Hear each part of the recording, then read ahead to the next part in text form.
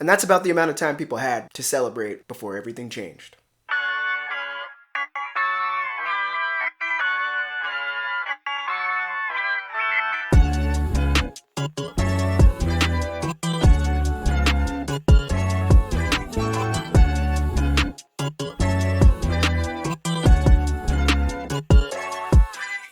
What's up, Broncos country? My name is Brandon Gilchrist. Our Denver Broncos once again came through with a big win in divisional round weekend against the Buffalo Bills. Mile High was rocking. The crowd delivered exactly what Sean Payton asked, getting louder sooner, making sure that they disrupted the Buffalo Bills huddle. Everybody did their part, and in the end, they walked away with the win. And then we got the news. People hadn't even made it all the way home before the tragic news came through. Bo Nix, our starting QB, who battled through criticism, a slow start in his second year, endless doubters, and one heck of a magical season, now has a fractured ankle and won't be able to finish what he started. Bo Nix has been everything the Broncos needed and more this season. He quietly put together a stellar sophomore year, had his team believing that they could beat anyone, making plays when the team needed him to, including one of the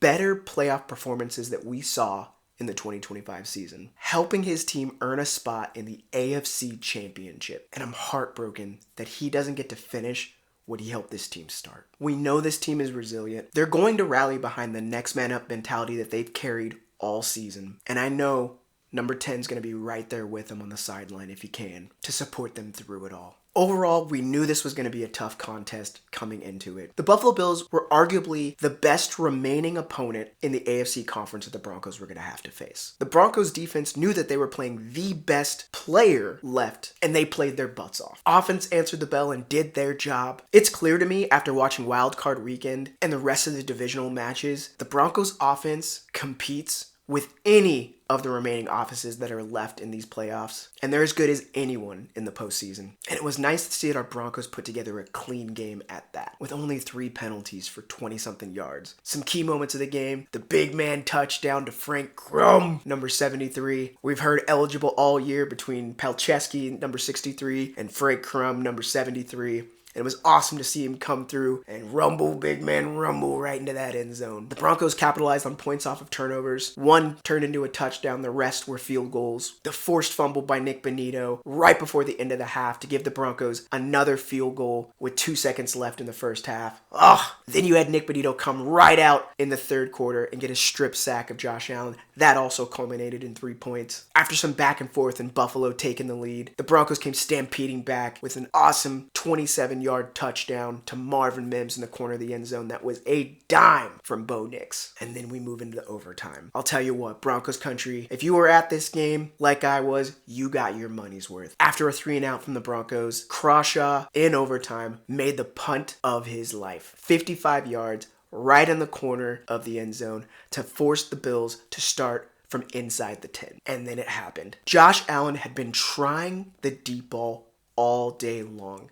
I believe he went 0 for 9 on deep balls. Frankly, I'm not quite sure why they kept trying to force that when the dump offs and right at the level of our linebackers was giving them much more success than trying to go deep. But he tried it, and Ja'Quan McMillian with a season-saving interception to get the ball back for our Broncos to drive down and win it. And look, I know there's a lot of controversy around this interception, and I get it because there was so much pressure on Buffalo to win this game because the 2025 regular season has been so crazy. Arguably, Josh Allen's best possibility of making it all the way with Lamar removed, with Mahomes removed, with Burrow removed. And for the Broncos this season, they've answered the bell. They've played their butts off and won it just as much. And I want to say that I have empathy for the Bills in this situation. They've had some tragic losses season after season, but the rules are very clear. And in this instance, and I know people are starting to compare this catch to the Vontae Adams catch, 2 different situations. In this instance, the receiver left his feet,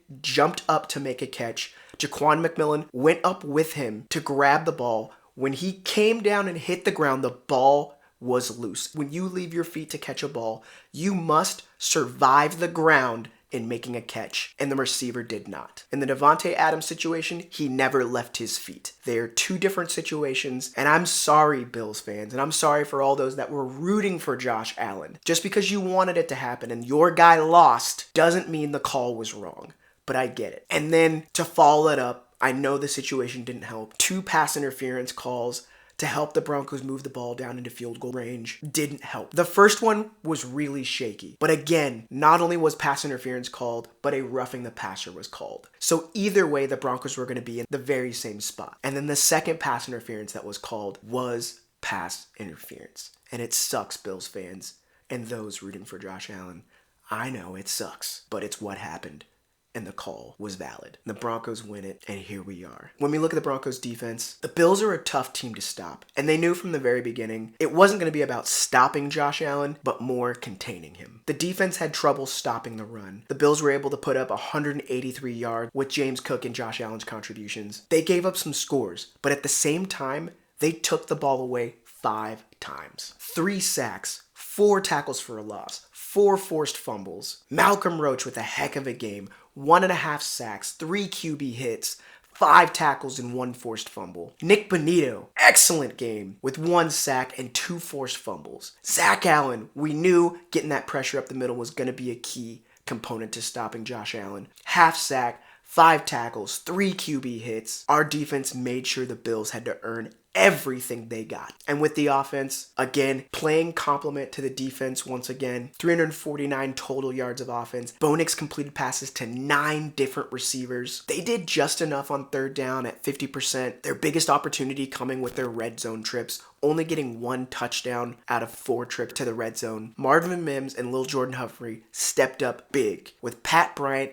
and Troy Franklin exiting the game. Marvin Mims drew that critical defensive pass interference right at the end of the game. He also had a stellar catch in the 4th quarter to help the Broncos take the lead once again. And our boy, Bo Nix, battled his butt off and played a heck of a game. In year 2, he helped lead his team to the AFC Championship. I don't know what else these critics need to see. He's doing things that none of the other quarterbacks that, frankly, they're rooting for because of their draft position and where they thought they should be drafted were performing in the postseason. Bo Nix answers the bell every single time. On Saturday, the running game wasn't efficient, which meant it was all on Bo's shoulders. He went 26 for 46, 279 yards, 3 touchdowns. He was also the leading rusher with 29 yards on the ground. That should tell you everything. Bo Nix truly left it all on the field for his team. When it came to rushing, he did not have a good day, even against the worst rushing defense in the league. And listen, we already know that Sean Payton loves to pass the ball.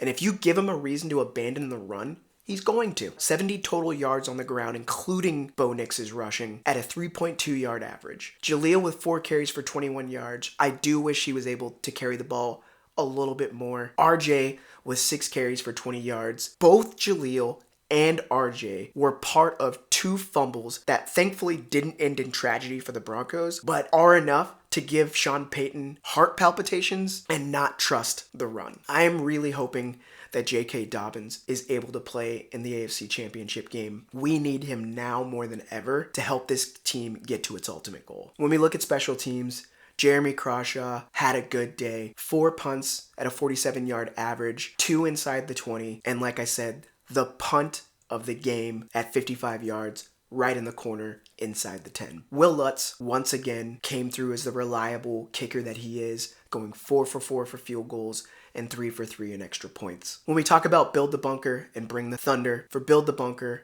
we're definitely going to need to see some improvement from the run defense as well as the run offense when it comes to this next game. We're going to need to play complementary football, especially with Bo Nix being out. When it comes to bring the thunder, our defense was having trouble getting turnovers in the regular season, but boy have they turned it on in the postseason, getting 5 turnovers of Josh Allen and the Bills. We need to see them keep doing that for these next 2 games. Now let's give away a couple weekly salutes here. The first one I want to give is to the wide receiver core. Early in this game, we saw Pat Bryant go out and Troy Franklin go out, which meant Marvin Mims had to shift away from special teams responsibilities and take more reps at wide receiver, and he stepped up big. Lil Jordan Humphrey, the exact same case. He's normally a complimentary piece and comes in to help a lot with blocking, makes a couple catches here and there, but he also had to step up in this game. With the Broncos only having 3 receivers with Courtland Sutton, salute to the wide receiver core and the wide receiver room. You all stepped up big when the moment needed it. The next one I want to give out is to Ja'Quan McMillian. He had a heck of a day. He's continually been such a compliment to Riley Moss and Patrick Surtain, and opponents love to try him, and every time they do, they get punished. And the divisional game was no exception. A season-saving interception right when we needed it. Salute to Ja'Quan McMillian. I'm so glad you were a Denver Bronco. The next weekly salute that I want to give is to Bo Nix. We've now watched 2 rounds of the playoffs with a handful of year 2 quarterbacks in the postseason. And frankly, Bo Nix has put on one of the better performances in this postseason. The moment was not too big for him at all the way through him finishing the game with a fractured ankle. And through it all, he didn't let the moment be about him. No one knew until the game was over, until the press conferences were over, that anything was wrong with Bo. And that's who he is. And I'm so thankful that he's the quarterback of the Denver Broncos, and that all the doubters passed on him, because in Broncos country, we're going to take care of him. He's one of ours, and we're going to defend him through all the hate. I'm heartbroken that he doesn't get to finish this special season helping lead our offense, but I know he'll be right there. And just like they've done it all season, they're going to do it together. Salute to Bo, wishing him well as he heals up. Finally, I want to give a salute to this coaching staff. Like every team in the NFL, there's adversity that you're going to face through the season, and through each and every game, there are challenges and situations that come up. This time it was in the wide receiver core, having to adjust on special teams. The defense having to adjust with how Josh Allen and the Bills were deciding to attack. This coaching staff handled it beautifully, and they deserve their flowers.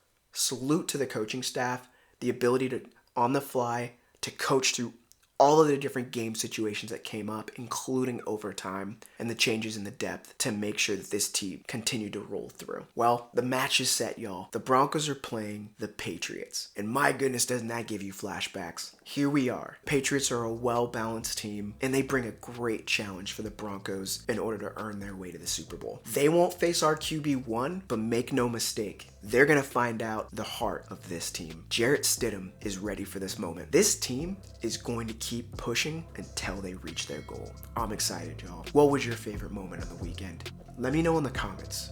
As always, be kind. Talk to you soon, Broncos country.